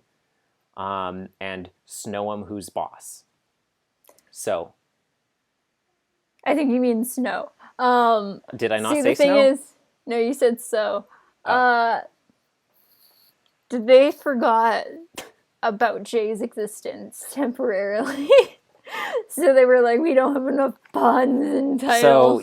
So we have 4 episodes in a row that are all snow-based puns on phrases. I feel like it doesn't matter at this point what happens first. I think we should actually challenge ourselves until they're all out, and then listen to them in the wrong order. Well, here's what I'm thinking. Okay, I did catch at least from the description of the first episode that there's a big blizzard hits Odyssey.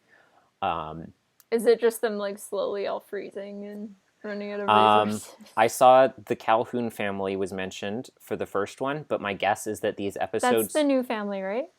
Cooper and the doctor and that, and Trevor, Trent, Trey, something. Trey. And like the weather lady. I like them. Yeah.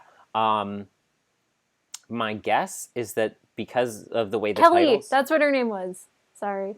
My guess is that because of the way the titles are, that these 4 episodes are all taking place basically simultaneously and focusing on like different families or different groups of characters' experiences throughout this like superstorm. That'd be interesting. And some of them might be more like slice of life, like we have to hunker down and we're stuck inside and there's no power. Some of them might be more like a dire, like we're stuck outside in an avalanche because we were like ice fishing or something like that. Like different, maybe there'll be different genres or levels of intensity, but I feel like they're all going to focus on different groups of characters, and it's not just going to be like a 4-parter focused on the Calhouns. So the titles... I just want to say, whenever there's an episode like that, that's just like the characters are together at the beginning, then they split off, and then they meet up at the end. Those episodes usually kind of tend to disappoint me because, like, you know where everyone's going to end up in the end, so there isn't really much, like, surprise factor. Well, I'm not talking about, like... You know the beginning and end points, and then you just have 20 minutes of hijinks in between. Like, do you remember the Crystal Pony MLP episode where, like, half of it was Spike, half of it was... Yes. The Oh, game? And there was 2 separate episodes, but they both met. I see what you mean. Yeah, like Spike with the pets when in one half. Yes, yeah. And yeah, I remember just not liking that. I think that episode kind of cemented my dislike for episodes of things like that. I mean, I would argue that every prequel to anything ever suffers from that, though. See, I don't think every prequel does, but I do agree that most do. I mean, like, that was everyone's thing going into Rogue One, right? Was like, yeah, well, this is kind of sad. That was my problem with Rogue One. Everyone knows these characters are all going to be dead by the end of the story. I have a problem with that with lots of prequels, but surprisingly, I don't have that problem with Birth by Sleep. I think Birth by Sleep is one of, like, the few prequels... it's because it's far enough that it's different characters, so you don't know where they're going to end up. Exactly. I mean, I think prequels I guess you kind of know where some of them are going to end up. When it's an all-new cast. Exactly. And if the it's far enough focus back. isn't like... Or like The Hobbit. I don't know, if it feels like it's trying to, like, surprise you with what happens or something like that, it's not going to do that because you know what's going to happen. Like, I've read a lot of prequels and watched them where, like, they put all the characters in, like, mortal danger, but you already know the characters. It's like a Taz live show, right? They're like, I'm invincible. I can't die here. This isn't canon. But, like, with Taz, it's really good because they're like, how many ways can I put myself in death-defying situations? And Griffin is like, by contract, not allowed to let me die. Technically cannot canonically die here. But, like, with Birth by Sleep, everyone's gone. So it's just like, you want to find out how they all disappeared. Like, for all you know, like, literally all of them are dead. Yeah, I mean, you know at least where Lingering Will... The only person you don't, like, you know for sure isn't dead is Xehanort, basically. Like, in a way. Mickey Mouse. And Mickey. And Yensid. And, like, that's it, basically. Of the main characters. Like, Aqua, all you have left is, like, the armor and the Keyblade. She could be dead. Terra, not in there, really. Then who's this guy? Yeah. Okay, I believe you. The scene in Days where she's looking at Shion and she looks like Ven, I was, like, pointing at it and I was like, look at that, Annie! And Annie looked at the screen and was just like, okay. And I was like, no, Annie, look at it. And I had to rewind, show it to Annie again. And Annie was still like, okay. And I was like, you don't... That was you, when I was younger, you showing me anything from Kingdom Hearts. And Annie was just like, I mean, it's just Roxas. I was like, that's not Roxas. And then she argued with me for, like, 2 minutes that it was Roxas. And then I went back and I showed her again. And she's like, wait, that's not Roxas. And I was like, no, it's not. But, yeah. Yesterday, I went to Google, like, strats for, like, Ven versus Unknown, and I typed, like, Roxas mysterious figure into Google. I was like, why does nothing come up? I was like, that's not who I'm playing. That's not Roxas. What series am I playing again? Anyways, yeah, so the titles, once again, and I put them up there. So we have The Snow Must Go On, Make Snow Mistake, So On and Snow Forth, but the so at the beginning is SEW, and Snow'em Who's Boss. Can I just say they were even cringier the second time round when I could actually look at them? Uh-huh. Yeah, I remember reading them for the first time when I put these together, and I was like, okay, interesting. That's certainly a choice. Because you read the first one, you're like, okay, we have another like snow day kind of episode, and then you read October, and then you read November, and you read December, and you're like, what is happening? In my personal experience, puns are only fun if you're the one making them. That's the point of a pun, is to make people and they're suffer. Just awful for everyone else. So, that's what's coming up there. We can probably just keep kicking right through into let's stop and then restart for the 71 predictions. I didn't realize we've been talking for 30 minutes on these predictions. So, and time for our last chunk now. Okay, last chunk here now. I think we usually read the description first, right? Because then we'll pick apart the episode titles as we go. Should we look at the cover first and the title? I feel like we do cover last normally. Because then we also go like, oh, that's probably this episode. Okay, this is my blind reading of the description. I always love when I don't read it until, neither of us read it until it's on camera. So we can react live. Let's go. Remember when we were like, Jules is going back to, her mom is bringing her back to California. No! Okay, here we go. Who is blackmailing Cooper Calhoun to find out... I thought you were going to say Blackguard. Holy crap, my heart just stopped. Who is blackmailing Cooper Calhoun to find out Junior Detective Emily Jones is forced to work with unlikely partners Maury and Suzu Rydell? Yes. Then Zoe and Olivia are thrilled with an anonymous donor when an anonymous donor pays for the class ski trip. But Pastor Wilson wonders... That went so well last time, didn't it? Then Zoe and Olivia are thrilled when an anonymous donor pays for the class ski trip, but Pastor Wilson wonders if this visit to the mountains might fulfill the mysterious message he received. One of the three will fall... off the ski hill. Off the ski lift and die. That's the cover. That episode's the cover. I saw a second of it. Yeah. It's them when a girl struggles with her faith and asks big questions, her friends and family try to draw her back to God. That would be interesting. Emily. I hope so.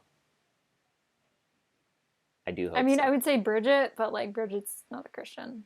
Yeah, I hope it is Emily, and it's her struggling with all the stuff she had her breakdown about the Rydells. That would be... This sounds like an Emily album, and I am for that, but it also sounds like because of that, I cannot binge all the episodes. I'm going to have to actually wait after listening to each one. I love that they were like, oh, we're going on the ski trip, and in the album description, they're like, hey, do you remember this one really weird line from the album before? From the worst episode in the last album. Its only redeeming aspect was the fact that Jillian was so prevalent in it. I love the which fact is something that they're like, we made up. But Pastor Wilson wonders if this might fulfill the mysterious message he received. They remind us of that, and then they also put the message in the description just to make sure that you remember that was a thing that happened. They're like, in case you didn't listen to the whole episode. Can you imagine like people who were like, oh, that episode didn't seem important, so I skipped it? I listened to 90% of the episode, or I waited till the end of the story even, and then I just stopped it for the last 2 minutes. Yeah. And so I completely missed that out of the blue. You know, when you're like, I don't actually like that closure that the end of stories give me, so I always like to... No, they waited until the end of the story about what's-his-face. They just skipped out on, like, Wilson and Jason talking at the end. Yeah, I know. Exactly. They skipped out the last, 7 seconds of the episode and missed it. The 0.0001% of Odyssey listeners who are like, actually, I like that story more than I like the characters we usually have. So I'm only going to care about that story, not even listening to everyone. I only want episodes where lyrics are over dramatically written or read in a deadpan voice. Well, like the music is just not while going someone with the is flow playing like a really deep, like abstract theremin in the background.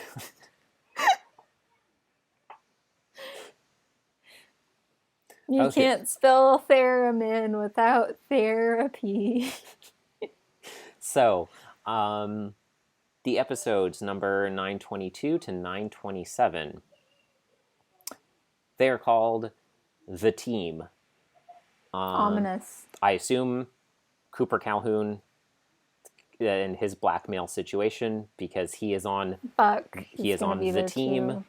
Buck will probably be really helpful getting him out of a blackmail situation. Yeah, because he will find and murder the person who's blackmailing him. I love how every single time there's a conflict in an episode with Buck, it's always just like a crime is happening, and Buck is just like, I helped someone do that crime once. I can help you undo that crime. Like, I love how his plots aren't, like, generally, there were a couple episodes within, like, the last He's the opposite. He kind of was doing some crime, but, like, now it's just like, I am an anti-criminal. I help undo the crime from my personal crime experience. He's, like, the opposite of, like, Dexter or Hannibal, where it's like, I used to be a crime person, so now I help with my knowledge of how to fix the problems.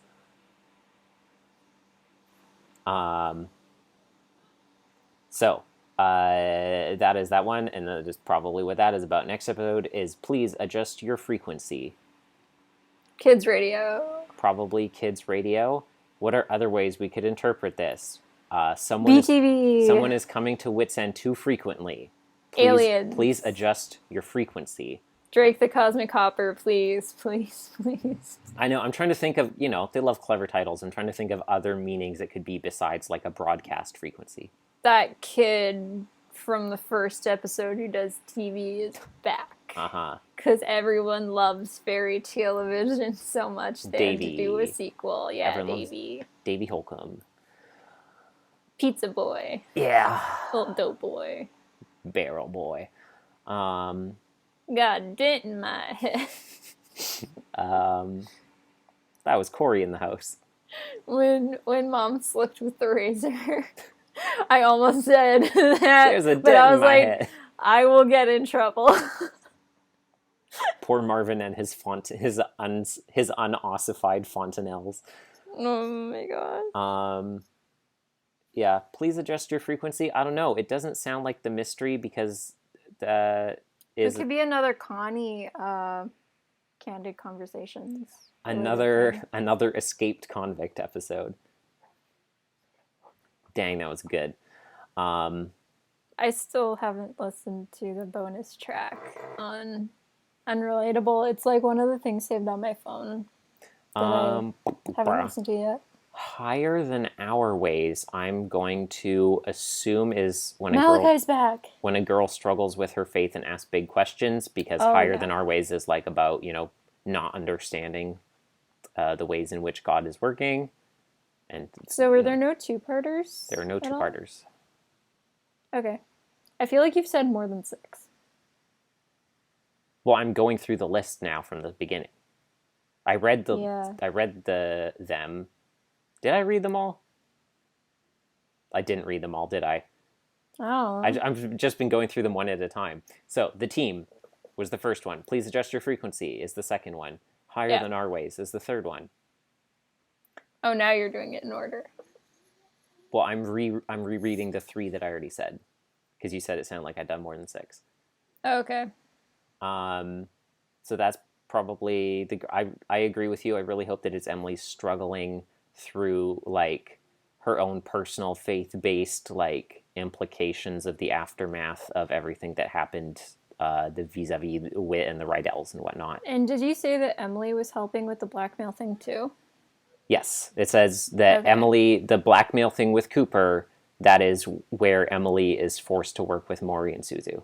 So Buck might not be very much in that episode then. He'll probably still be in it because he's on the team and stuff. Probably will show up. A lot. He's not going to solve the problem or anything if Emily, Maury, and Suzu were there. Wit's 2 kids, and Emily still hates Wit. Yeah. Wit's like, would you like to come over for dinner? And Emily's like, no, thank you. Can you call my dad, please? Like you always do. Can you just have him as your number 1 speed dial number? No. Emily is like, your dad looks unethical AF. And also you. And also you too. Your 2 dads. Both of them. And your Tasha Both of mom. Them. And your nanny also. Let's not forget her. your au pair. Are you there? Yeah. Can you hear me? Okay. I heard like a Skype like blip blop noise. Oh, I didn't know if the connection froze or something. I'm still here. Okay, good. Next episode is Triple Decker Sunday. All right. I'm gonna guess this episode involves ice Filler. cream and perhaps even, dare I say, Wit's End. I disagree. Very Joke's on you. strongly. This episode's about Hal's Diner. Oh, please. Please let it be about Hal's Diner. I miss it so. I miss when we used to have more Hal's Diner episodes than Wit's End episodes. That was such an odd time. Yeah. The last 2 episodes are Set a Watchman and Worth It, and I don't know which of these 6 episodes would be the ski trip. I mean... Can I just say, if Jillian's not in this album, then what is even the point? You know, all my favorite characters are Jillian. Used to all be guys. Like Connie is arguably my favorite, but like all the characters I was like really your like niche favorite characters about were all guys, like Wellington and Jay and Jared and Riley, like the ones who was just like, if I don't love them, who will? And now we have Jillian, so it's just like, welcome to my little box of oddities. I feel like P.T. Barnum, but without all the awfulness, just showing off my favorite characters and being like, look, they're wonderful. Yeah, so I feel like out of these titles, the one that makes the most sense to be the ski trip is like Set a Watchman, because, I mean, if Wilson is like, oh, you know, one of them's going to fall while they're skiing and they're going to faceplant in the snow or whatever, then... Yeah, I think one of them's gonna. I need to look after fall them. off a chairlift or something like that and die. It's gonna be just like Wooten's story from Blood, Sweat, and Fears about like the that the horror lady movie Frozen where they get trapped on the ski lift and then they like freeze to it, and when they fall off they get eaten by wolves like at the bottom or whatever. I haven't seen Frozen 2. That's the plot.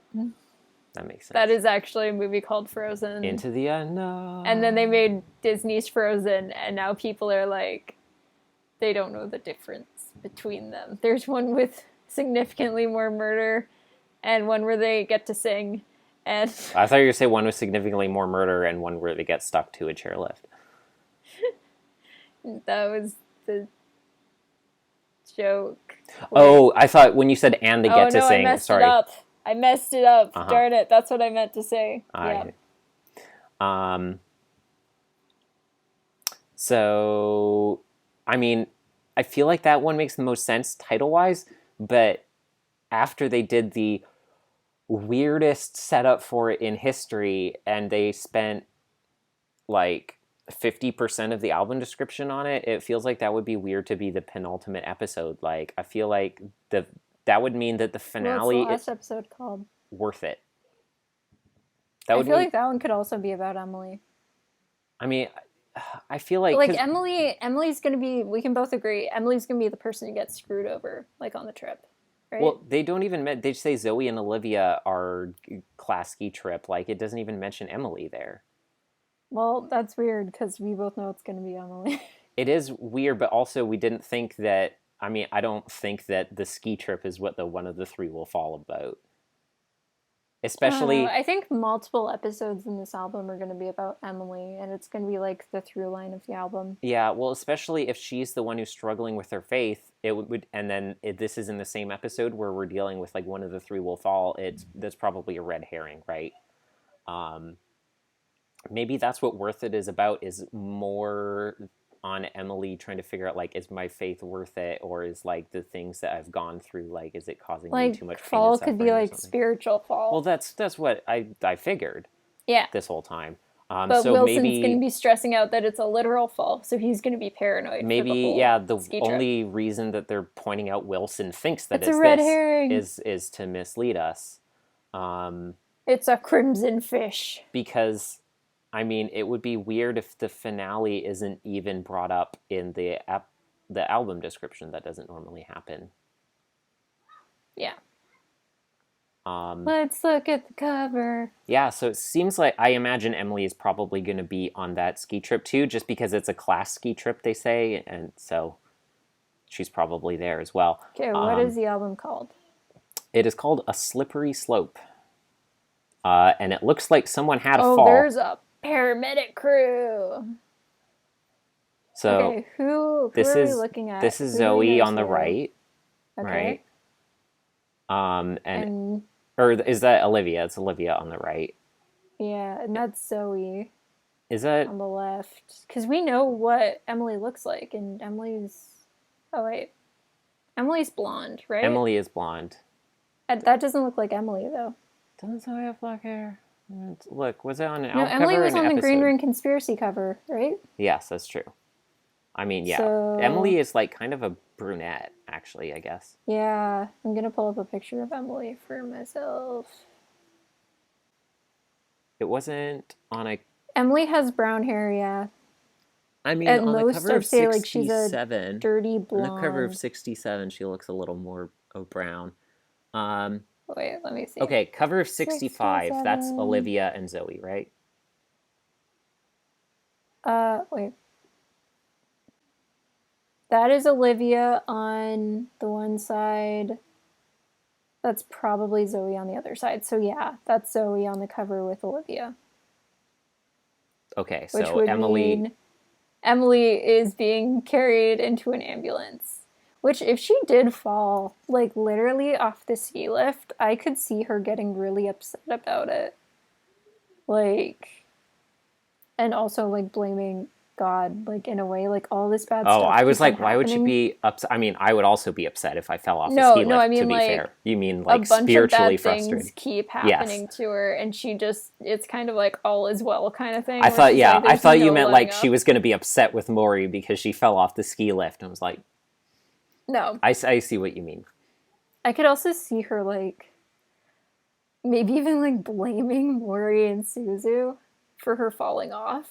Like, in a, like you distracted me kind of like, in the bike meme kind of way. Like, even if they aren't there, it'll just be like, I was so preoccupied thinking about them. But even, like, if they are on the ski lift with her, like, her just trying to, like, scoot away from them on it. And then falling off or something like that. She's on the same chairlift with them. Yeah. And she was like, you know what, screw this, and jumps off the ski lift. Zoe and Olivia are on a ski lift together, but there wasn't enough room on there, so she caught the next one, and like Maury or Suzu, or both of them happened to be on that one, and then she gets in an argument and like falls off or something like that, and then that leads into the next episode. Like a classic, like, hey, stop rocking the boat, and then the boat flips, kind of. Yeah. I need you to please make the bike meme with Emily blaming Maury, Suzu, and Wit. Yeah. Yeah. I mean, yeah. Can you imagine, like, Wit is at the bottom because Wilson gave him a heads up and he's standing under the ski lift and he's just like, I'll catch you when you fall. And Emily deliberately, like, tries to fall. Wilson spends the whole day with one of those, like, fireman trampolines at the... She, like, deliberately tries to fall in a way where Wit won't catch her. She's like, don't touch me. No.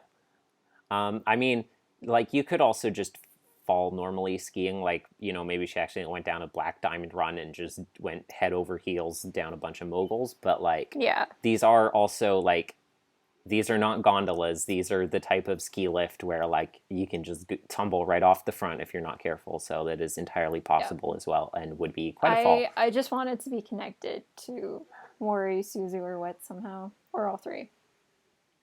The reason why she falls. Even if it's not their fault. Like, I'm assuming it won't be their fault or anything like that. What if it's Wilson that falls? And he just falls, like, a little normal... Like, the episode is fine. He trips on the stairs, and, like, on like, one the episode is about to end, no one fell or anything like that, and he's just like, well, guys, we were okay. We were all good. Nothing bad happened. I mean, and then he's still slips assuming... on a patch of ice, about to get on the bus, and he, like, breaks his hip. He's still only assuming, right, that this is even about Olivia and Zoe and Emily. All he knows is that it's one of the three. Like, yeah, it would be interesting if it was a self-fulfilling prophecy kind of thing. Like, he fell while he was there, but he was only there because he was trying to prevent the fall that he thought would happen. Mm-hmm.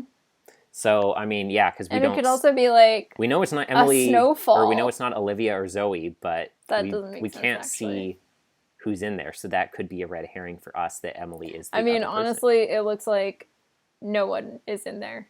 Well, the blankets over them. Gurney, is that what it's called? Kind of Yeah. looks like it curves at the front. Like I mean, it's a little... backboard, I guess, technically. What are those things called, like in the Olympics? Like the little sleds. A luge. Like a toboggan. A luge. It just looks like those little like canoe toboggans that you go No, I think down it's a backboard, but they've put like the heating blanket over the top like it's a dead body. Oh my gosh, Emily's dead. The last episode is her as a ghost, someone to watch over me style. Yeah. That's what someone to watch over me is about. Yeah, there's not a lot of details to go off of. We have the emergency snowambulance. Snombulance. I have a theory. It's an ambulance, but it's shaped like Snom from Pokemon. I have a theory. Okay, hear me out. Remember the organization room, but they're all Snoms? I love that picture. One of the three will fall. Uh-huh. Was about Jimmy and someone to watch over me. It's already happened. It was a past prophecy that came to fruition years and years and years ago. And the three it was talking about are Jimmy, Kurt, and... Jack. Lucy's three suitors. Uh-huh. Like it's Dracula. Uh-huh. There's a snowmobile. We're up in the snowy mountains. I'm curious if this is like a mountain that we know about or if this is somewhere far away, because we've never heard about well, I guess, I mean, the Barkleys went somewhere on vacation. Oh, it might be the same place the Barkleys went. But, I mean, it was far enough away that they got lost on the way there, right? Was that They're the episode be like, with the George... here's Snow Hill, what a nut. We're going to be like, great job, guys. Was it Barkley Family Ski Vacation? Where I feel like it is, where they had the George Rand McNally Barkley joke. So it's far... I think if that's it's a political joke, I wouldn't have gotten. No, it's not. Rand McNally is the brand of like atlases and maps and stuff. Oh, no, who that is. And it's funny because I think in the official guide, not the first Phil Aller one, but the first 2007 one, it says in the trivia it's like George's middle name, like George's full name is George Rand McNally Barkley, and I was like, no. That's not his full name. He was saying I won't get lost. Rand McNally is my middle name. Like he was making a joke. Like it's that those aren't actually his middle names.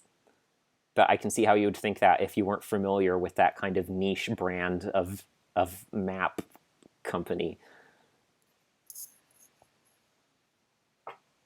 That's the hard thing about. To be honest, my dude.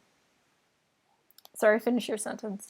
But my point is, I'm pretty sure the line is from that episode, which suggests that the ski hill is far enough away from Odyssey that, no one can hear them scream. Exactly. That it's like, oh, that's why we don't hear about it regularly.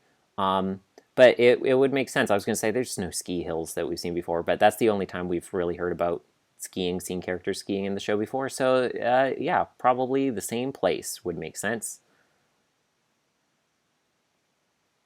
My attention span is kind of starting to waver. Well, that's fine because we're done, right? That's everything. That is good. 6 stories on faith, Bruce. Friendship, and imagination. Bruce boost.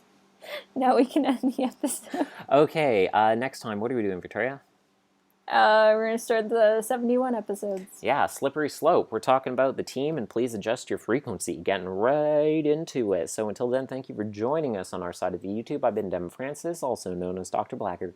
You sounded like a sleazy announcer the way you said that. Thank you. That's what I'm going for. Let's go. Goodbye.